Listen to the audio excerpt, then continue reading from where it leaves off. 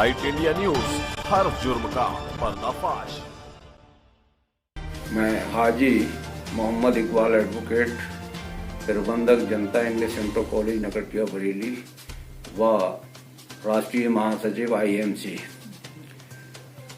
मैं कुछ सुझाव देना चाहता हूं बच्चों की शिक्षा के बारे में।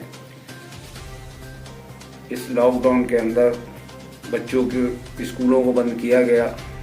उद्देश्य ये है कि इस कोरोना से लड़ाई लड़के इसको हरा सकें। लेकिन आज भी घरों में, गाँवों में, गलियों में बच्चे खेलते नज़र सामूहिक रूप से आते हैं। इधर बच्चों की पढ़ाई का भी काफ़ी नुकसान हो रहा है। ऑनलाइन शिक्षा सारे बच्चे प्राप्त नहीं कर पा रहे हैं। स्कूलों में ऑनलाइन शिक्षा दी जा रही है। बहुत से बच्चों पे, गार्जियंस पे स्मार्टफोन नहीं है गुर्बत की वजह से, और जिनके पास फ़ोन है तो वो बच्चे उस फ़ोन का दुरुपयोग भी कर सकते हैं। और व्यवहारिक शिक्षा ब्लैक बोर्ड से, कक्षा से ही प्राप्त होती है।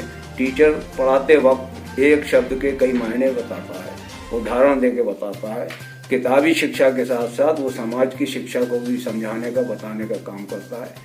इसलिए मैं समझता हूँ कि बच्चों को 3 मई के बाद, जब लॉकडाउन के बाद सरकार निर्णय ले कि हम जो है लॉकडाउन समाप्त कर रहे हैं या थोड़ी ढील दे रहे हैं, तो स्कूलों को 2 शिफ्टों में या 3 शिफ्ट में 3-3 घंटे का चलाने की अनुमति दी जाए और कुछ क्लासों को रोका जाए, कुछ क्लास लगाई जाए। उसी तरीके और दूरी जो है, डिस्टेंस है, वो भी कायम रखी जाए। कक्षा में कम बच्चे बैठाए जाएं और बाकायदा ब्लैक बोर्ड से टीचर शिक्षा देने का काम करे, बच्चों को संभालने का काम करे। मैं ऑनलाइन शिक्षा के भी विरोध में नहीं हूँ, उसको भी जारी रखा जाए, लेकिन निखारने का काम शिक्षा में बच्चों का बेहतर वही है कि वो कक्षा में बैठे, पढ़े, समझे, वो करे। बच्चों को काफ़ी नुकसान हुआ है। लेकिन इस सरकार का और केंद्र सरकार, राज्य सरकार का और हमारे तमाम लीडर्स का और तमाम समाज के जिम्मेदार लोगों की कोशिश भी यही है कि कोरोना को मात किया जाए, और सफलता भी हमें मिल रही है। और इसमें आगे भी लॉकडाउन का ध्यान हमेशा ही रखा जाए। इन बच्चों के जरिए से, स्कूलों के जरिए से गाँव और घरों में भी लॉकडाउन का संदेश बच्चों के द्वारा भी पहुंचेगा कि दूर रहो, मुंह पे कपड़ा या रुमाल बांधे, मुंह पे मास्क पहने। यही बच्चे फिर घर घर जाकर लोगों को बताने का काम, समझाने का काम करेंगे। तो इस पे केंद्र सरकार, राज्य सरकार और कॉलेज प्रशासन गौर दे। अब रहा सवाल, कक्षा 1 से 9-11 तक बच्चों को पास कर दिया गया। बेहतर निर्णय है, स्वागत योग्य निर्णय है। इस संकट के अंदर बच्चों पे जो मानसिक दबाव था कि हम पास होंगे, फेल होंगे, इम्तहान कब होगा, लेकिन उससे वो बच्चे निश्चिंत हो गए और उनका दिमाग फ्री हो गया। इससे भी कोरोना को हराने में कामयाब होंगे वो लोग बच्चे।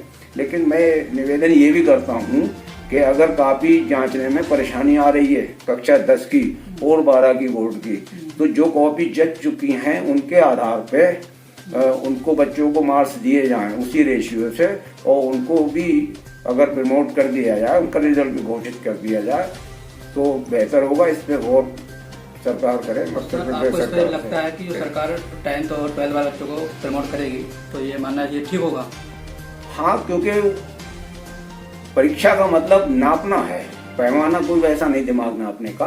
तो परीक्षा का मतलब बच्चे का दिमाग नापना है कि इसमें ये कितना दिमाग है। उसी नंबरों से, उसी परसेंटेज से होता है। तो जिन विषयों के इम्तिहान नहीं हुए हैं तो उन विषयों में उस आधार से, परसेंटेज से उन बच्चों को अंक दिए जा सकते हैं। जिस परसेंट से वो और कापियों में लिखे थे उससे लाए अंक, और उन बच्चों को प्रमोट किया जा सकता है।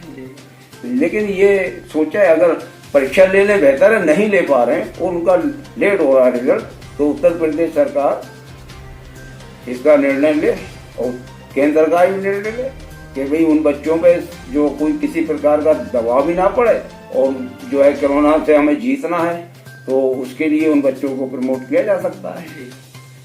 धन्यवाद। ठीक है, ओके सर, बहुत बहुत शुक्रिया सर।